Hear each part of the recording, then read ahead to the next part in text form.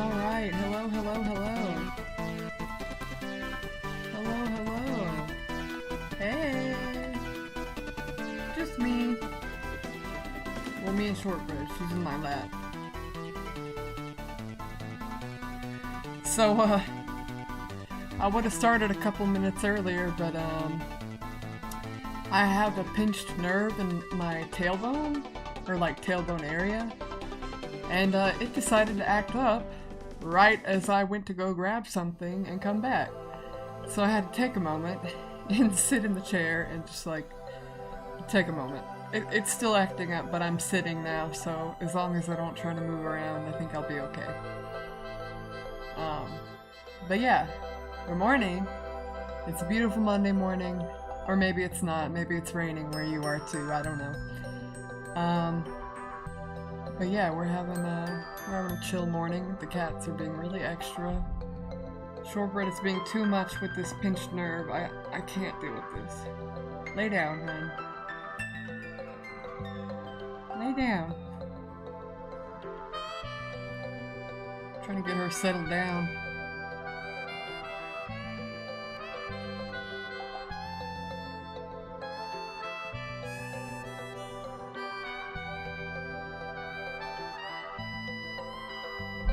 She's just digging in my lap.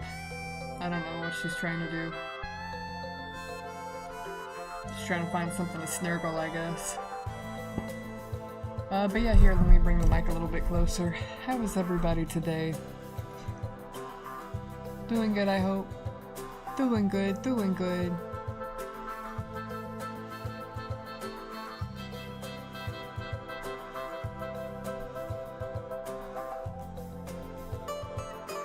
I'm just making sure all my stuff is set up properly here. Alright.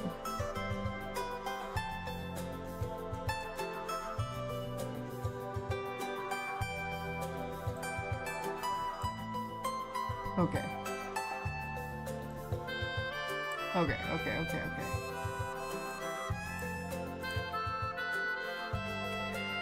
So, I wish I could fix the mouth sensitivity on this model. It almost seems worse now. Let me see. Okay. Alright.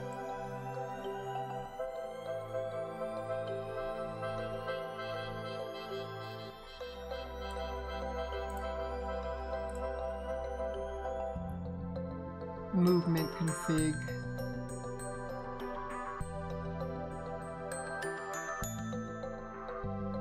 Ooh, that nerve, that pinched nerve. I just know that's what it is.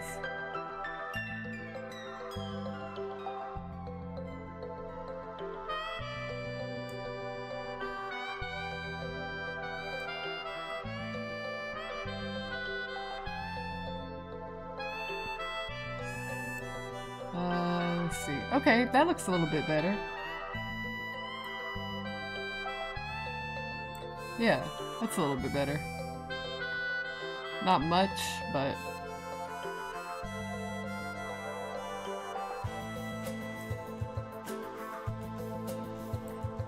So I think I want to turn up the Y movement on here.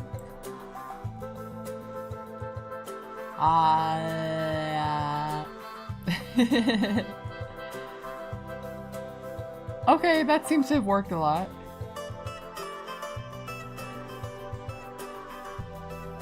My glasses. Alright. I think that helped a lot, so we're gonna work with that.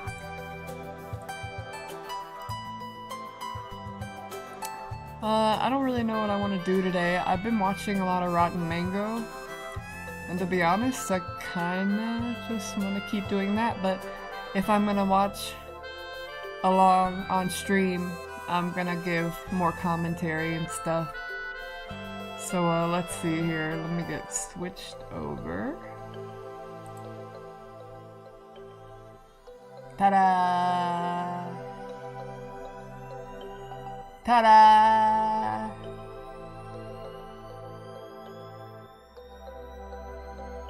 Alright, let's see here.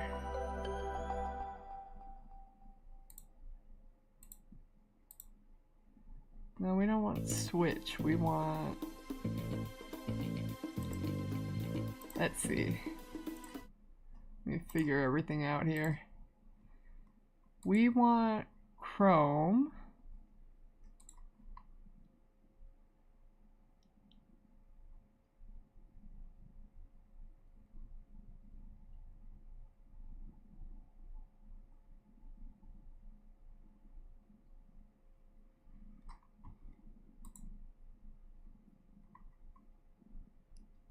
Okay.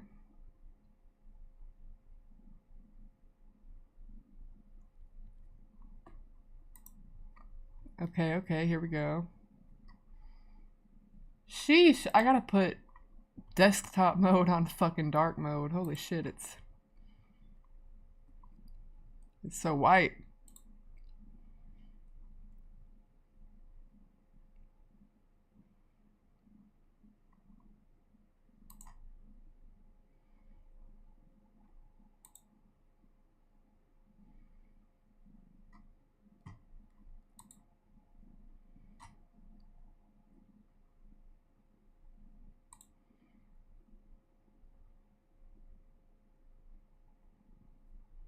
How do I...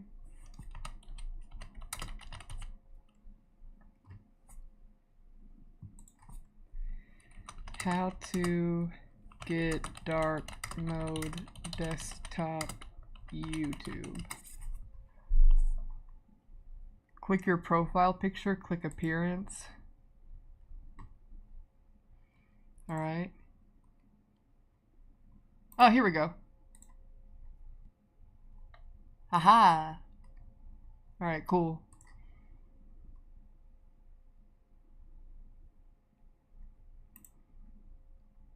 Okay, now let's get the stream. Hey Twitch, what's up? Hello. Hello, hello. Trying to get my shit together. Okay, let's see here.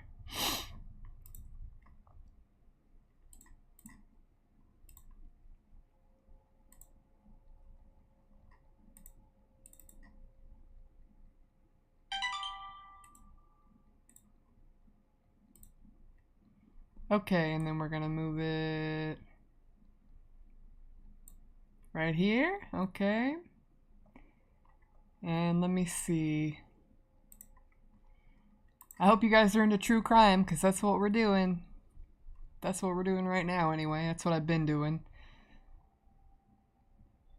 Let me go to my history, and I'll just start the one over that I was watching.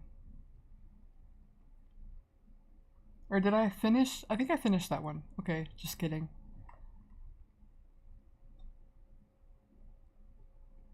Alright, I'm looking.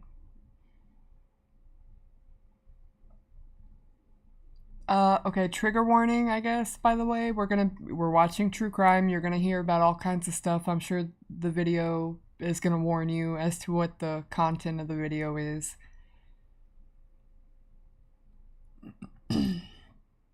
Let's see. Let's see. This one, try not to cough because it hurts the nerve. Disturbing cult leader that likes to play surgeon and mutilate all his followers. Sure. And let's go into theater mode. Yeah. Bada bing, bada boom. The doctor could feel everybody's eyes on him. They're all watching him intently as he's performing this stomach surgery. And it's not going well. I mean, the patient had been complaining of stomach pains, but it was not as easy of a fix as he thought it would be. The stakes were really high on this one. So not only is he risking the patient's life if he doesn't get this right, but he's risking his wife's life. This is his wife on the table. And he's cutting her open to find out the problem. She would be dead by the next morning. And this man starts spiraling. He felt like he needs to save his wife. That's his whole job. That's why he operated on her. I mean, she couldn't be dead. There's just no way. He keeps having these visions that she's alive again. This is a sign, a message from God that he needs to bring her back now. So he goes out, has his wife dug up from the grave, brings his wife to bed, and he believed wholeheartedly that their love could bring her back. He started making love to her skull. Whoa! Eventually, due to the okay, all right. That's an intense start. Okay, let's unpack that. Fucking the skull of your dead wife, because you believe in the power of love.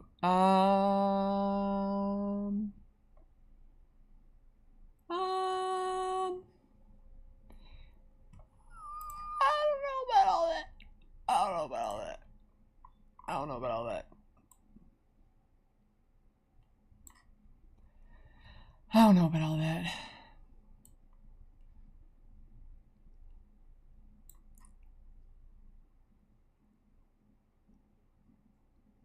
Okay.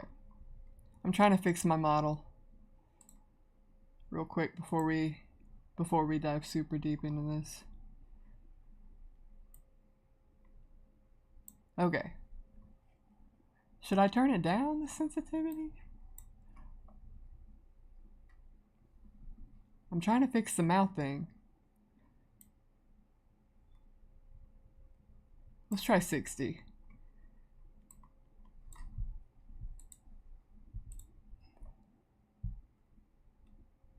Okay. Okay, I think we're a little better off now. So this man... Okay, alright, okay. Alright, okay, alright. Composition, he would have to cremate his wife, but he kept a few of her bones. He kept a few of her organs that he continued to love in hopes that she would be revived. He would keep her kidney, her uterus, a couple of her bones in a jar full of olive oil that he kept in his trophy shed. What? The trophy shed consisted of dozens of teeth, private parts of both men and women, and later it would contain an arm, a fully amputated arm. This man was never certified as a doctor or a surgeon. He was a mad wannabe doctor running his own cult in the wilderness where he performed random operations on all of his followers. He believed in polygamy, amputations, torture, punishment, and that the apocalypse was coming. Okay, so you know how some people are just fucking psychopaths? Some people are just fucking nuts? See, this is why I don't get into cult business. Fuck that shit. And I think a lot of, well, that's a story for another day, but I think Christianity As has always, a lot of full cult show notes are behavior. available at Like in the church, rottenmangopodcast.com. not There in the is an religion, but incredible in the book on this church. case, which I'm going to link. It's called Savage Messiah. I couldn't find an ebook of this anywhere, literally anywhere. Kindle, Nook. I found it on Amazon. They have hardcover and paperback, and it's like $100 per book. It was kind of insane, but I will tell you, this is probably one of the most traumatic reads that I've had this year. It's called Savage Messiah. It's written by 2 journalists. Viewer discretion is advised for this book and also this episode. It's just a lot. This case gets very graphic very quickly. There are graphic details of amputations, at-home surgeries, torture, humiliation, necrophilia, essay. Literally think of everything horrible that one human can do to another, and it's in this case. Okay, well that's your warning. So, we're gonna get kind of intense. Watch out, okay? So if you're not in a great headspace, I think it would be best for us to see each other again in a later episode. So go take care of yourself, take a bath, relax. I will see you on Sunday. And also, this might not be the episode to have on in the background if you're eating. So with that being said, don't eat. I'm let's drinking get a into protein it. shake, but Almost a dozen kids were brought in by authorities to be placed into foster care homes. They're placed into different foster care homes, and they had all been malnourished, abused, clearly, and living in the woods. Like, some of these kids had lived in the woods their whole lives, in unsanitary conditions, detached from society, technology, everything. They all had the same dad and different moms. CPS knew. They're like, we're going to have to work very closely with the foster care parents to make sure that the children are adjusting well to normal life. But I don't think anybody really understood how hard that adjustment period was going to be. Immediately upon taking in the kids, CPS starts noting very strange behavior. During the first meal that they had, the kids ate completely. Wait, did she say how many kids there were? I missed it. I was drinking my protein shake. Okay, so, but there's a lot of kids and they're all, okay, all right. With their hands. Soups, mashed potatoes, everything. But not in the way that you would imagine. It's not like they were taught to use their hands to eat certain foods, but like they have never used or seen a utensil before. And the way that they're shoving food. Can you imagine going into, like, I'm trying to think, like a pasta dish, and you're just like fucking double fisting it? Poor kids. Into their mouth. It came from a very primitive hunger. Or like something really sticky. They crawled on the floors like Ew. animals. That's what was noted, not me saying it. So I'm assuming that it wasn't just like, oh, they're crawling, they don't know how to walk. But I'm sure it was a very specific crawl that must have alarmed the social workers. And when they weren't crawling, these kids would sit there just zoning out. The children were described as zombies. It said they never moved or uttered a sound. There was a 2-year-old, you could put him on a couch filled with toys, and he wouldn't move or make a sound. He would just sit there for hours if you let him. Sometimes after a few hours of that, they would just rock back and forth in a trance. The first night that the kids were taken in, one little boy stayed up all night chanting on beat, "The devil's coming up from the ground. The devil's coming up from the ground. The devil's coming up from the ground." Ooh. When the kids opened their mouths, they all had rotten, blackened teeth. And once they finally did start talking and getting comfortable around the social workers, they start telling them of all the things that they had lived through. How dad would make all of them, including their moms, lay on the floor, and he would urinate on their faces. Oh my god. Sometimes what? he would defecate on